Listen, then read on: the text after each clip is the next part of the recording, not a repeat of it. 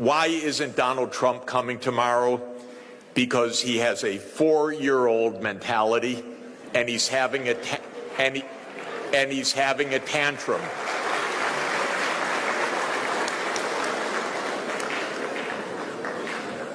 He's having a tantrum. What is the tantrum? That the rest of the world says, we don't want a king. As President Lula said, we don't need an emperor. He would come here as just one of 20 leaders, or 21. He doesn't want that. He's having a tantrum. So this rebalancing is happening. He's having a particular tantrum, by the way, because the United States is in a deeply neurotic funk. You know what the cause of that neurosis is? China. A wonderful, brilliant civilization, 4,000 years old plus. It's been a unified state with brilliant statecraft for more than 2,000 years. Unlike Europe, in which every country of Europe fought every other country of Europe every year for 1,000 years. Most of the time, China was peaceful, united. It fragmented temporarily at some points, but it was mainly a unified country that actually, strangely enough, didn't beat up its neighbors also. So China, for 1,000 years, never attacked Japan, for example. Can you imagine? Britain couldn't keep its hands off any place for more than a year or two at a time. It had to go beat up somebody. And the United States doesn't even take a year off. I don't know the truth yet. It could be an accident, but I don't think so. Today, a major refinery in Venezuela suddenly exploded. That seems a lot like the CIA to me. I don't guarantee it. We don't have any more news.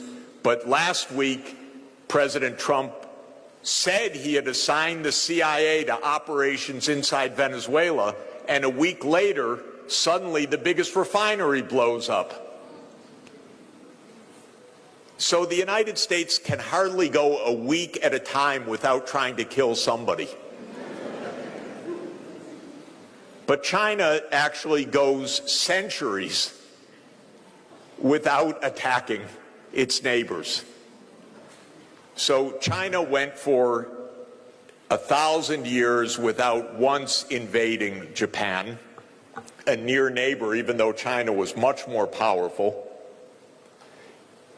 Incidentally, from 2 times, there was an attempt to invade Japan from the Chinese mainland, but that was when China had been conquered by the Mongols.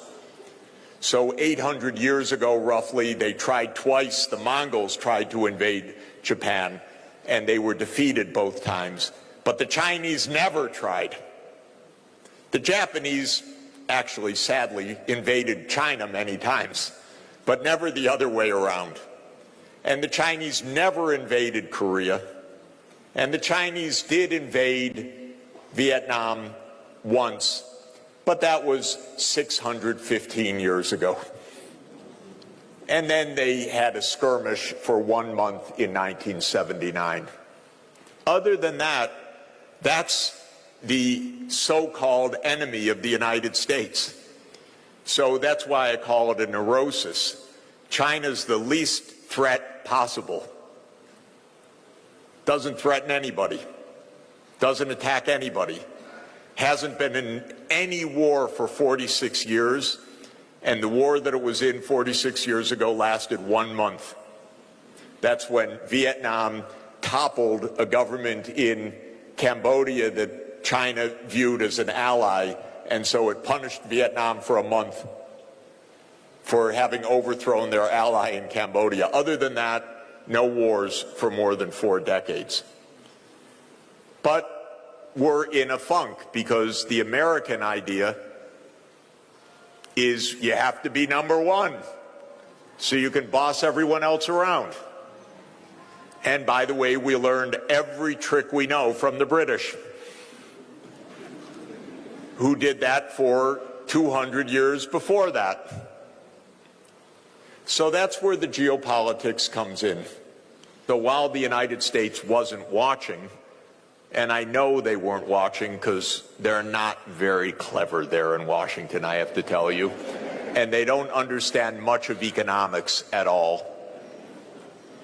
They weren't paying attention, but China was growing at 10% per year, thank you. And if you do that, you double the size of your economy every 7 years. And if you do that for 35 years, which China did, you've doubled 5 times.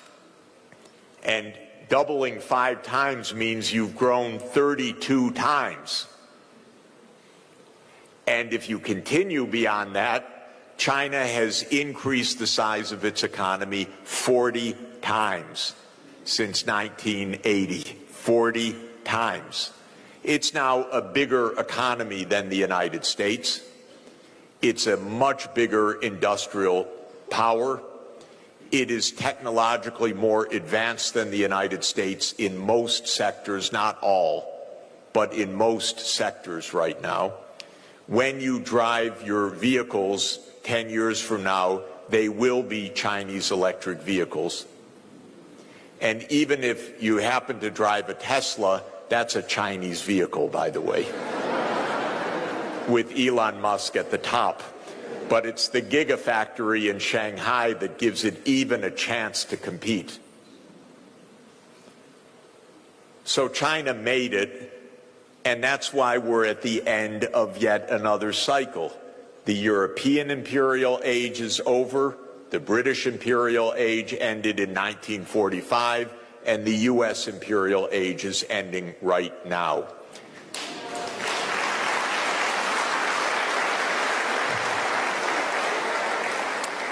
And that's why Donald Trump is home. Because he doesn't want to be one of several. That's all. The delusion is still in Washington, by the way.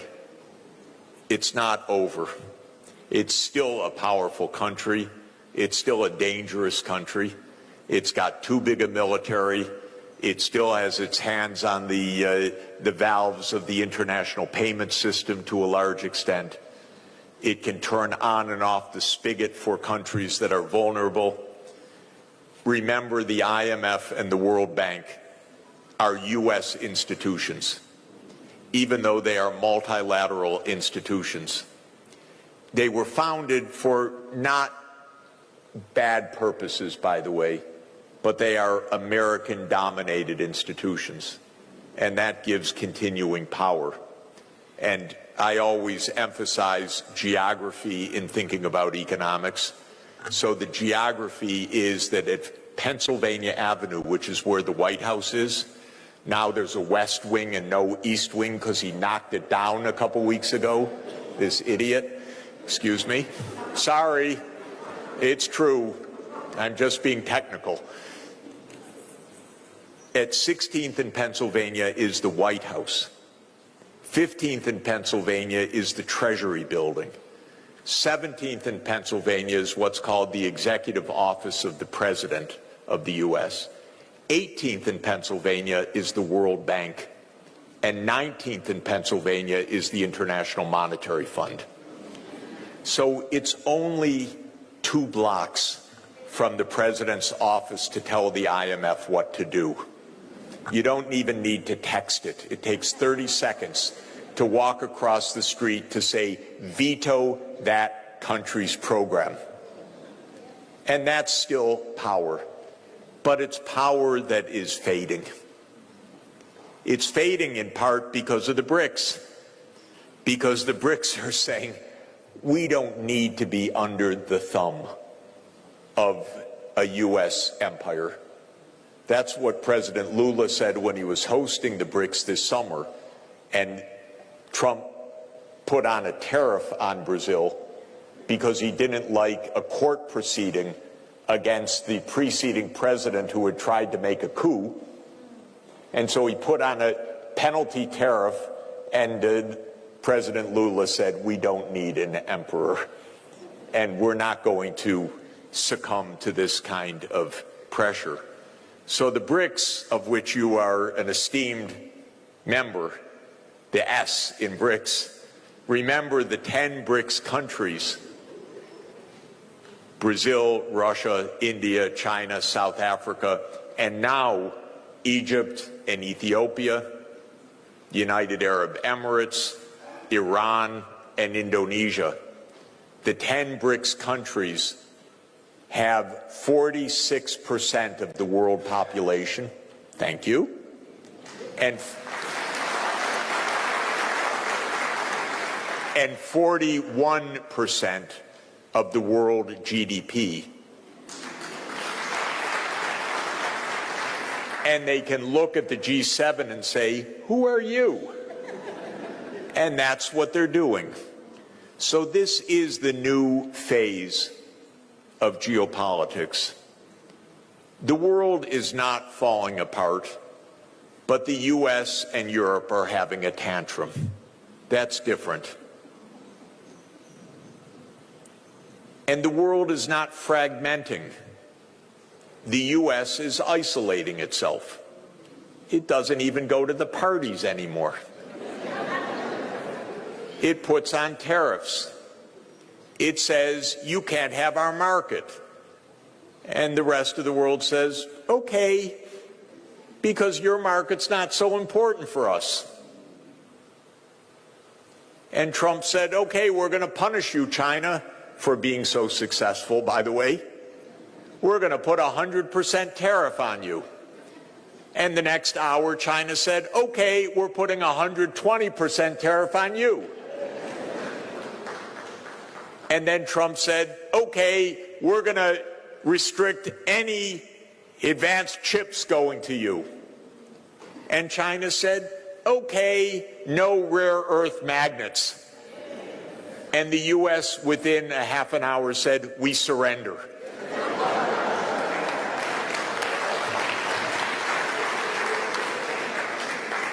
By the way, I had no idea there was anything called a rare earth magnet before all of this happened. So I had to ask ChatGPT what it was exactly. It turns out it's absolutely essential for all manufacturing, for automotive, for military, and so on. And China makes them. The U.S. doesn't make them. And so turned out the U.S. learned a bit of a lesson there. Again, yet another reason why Donald Trump is staying home. So this is why we're at such a historic juncture. But the world is really not fragmenting. It's remaining open and it's trading. It's just that one corner of the world is very surly. The part that used to dominate just can't figure out what's going on. And Trump is, of course, trying to flex the military muscles in a disgusting way. The U.S. is still militarily powerful, no doubt about it. The wars in Ukraine and Gaza are imperial wars. The war in Ukraine came because the United States said after the collapse of the Soviet Union, we'll move all our military bases up to the Russian border. The United States said to President Gorbachev, we promise NATO won't move 1 inch eastward. Not 1 inch. And if you want all the documentary record of that, go to a website called National Security Archive of George Washington University, and go to a website that is called What Gorbachev Heard. And you'll find 42 documents or so that say all of what I just said, that the U.S. promised NATO would never enlarge. But as soon as the Soviet Union ended, and the United States said, we're all alone in this, then they started exactly what they promised they wouldn't do, which was eastward enlargement of NATO. And that's why there's the war in Ukraine. It's a disgrace. And it is killing the Ukrainians. And it is part of the famous adage of Henry Kissinger, which you may recall, that to be an enemy of the United States is dangerous, but to be a friend is fatal. Ukraine said, we'll be a friend, and now they're dying because of that. Because they said, okay, NATO enlarged. The United States said, we have your back. And probably 2 million Ukrainians have been killed or gravely wounded in this completely unnecessary and reckless war. And the United States is doing the same with Israel in Gaza. And let me thank you, South Africa, for standing up for justice.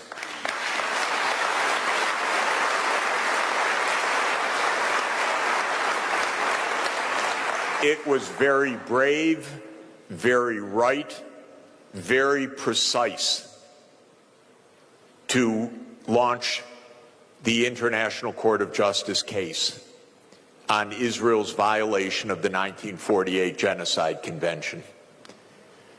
The ICJ takes too long to rule, but the evidence that South Africa brought on behalf of the whole world is absolutely right and compelling.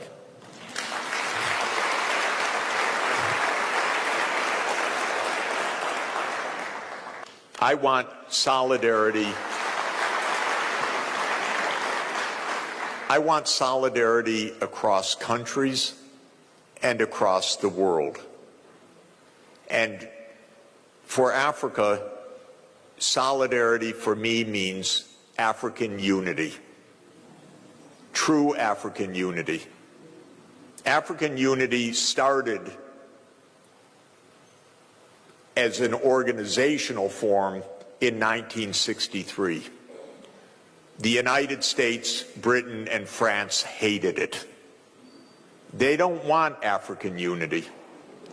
When they saw leaders that would unify like Patrice Lumumba, they killed them or they overthrew them because empires like divide and conquer.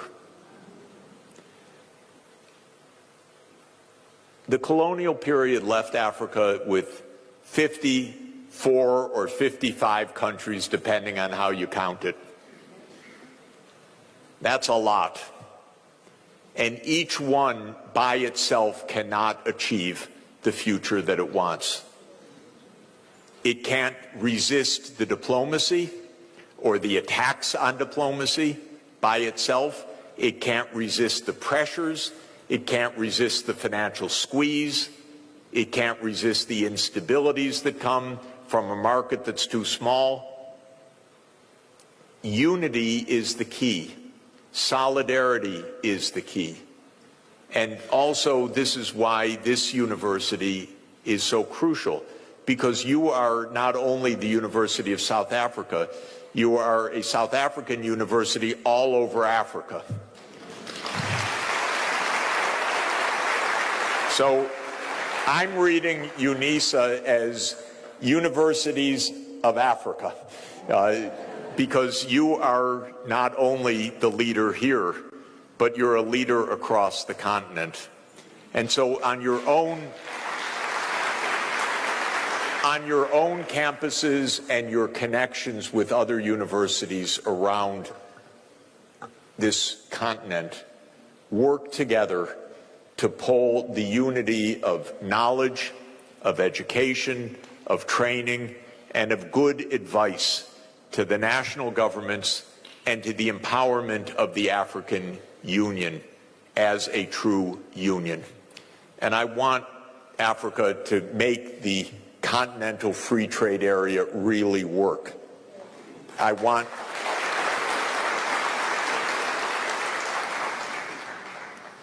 this continent is the same size as India and China in population. actually a little bit bigger than China, probably just about the same with India right now. 1.5 billion people in Africa, 1.5 billion people in India, 1.4 billion people in China. They're the little one on the block. China ended its poverty in 40 years through good planning and this mass national scale. India is on the path of ending its poverty now. It's about 15 years behind China in the reforms that opened up that led to the rapid takeoff. It's time for Africa now, as this giant, as a continental scale economy, to be the era of takeoff. And that will come with a continental scale economy and a continental scale strategy. And that means solidarity. So I want to commend you for the wonderful role that you're playing. I would like to say that for me, the single most important investment for the next 20 years is to make sure that this is the fastest learning continent, that this is a continent that is filled with knowledge, filled with education everywhere. By the way, the adults, the children, this should be a time of the greatest advancement of learning and knowledge in Africa, and what you will learn will help light the whole world. Thank you very much.